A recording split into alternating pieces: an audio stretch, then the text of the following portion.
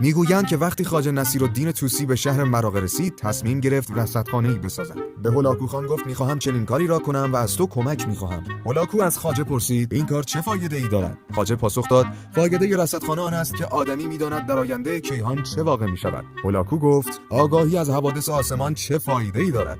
خواجه گفت آنچه من میگویم انجام دهید تا معلوم شود چه میگویم. فرمان دهید کسی بر بالای این خانه برود، آنگاه تشت مسی بزرگی از بالای بام به میان سرا پرتاب کند. هولاکو قبول کرد. به فرمان او یکی از خدمتگزاران به بالای بام رفت و تشت مسی بزرگی را به پایین پرتاب کرد.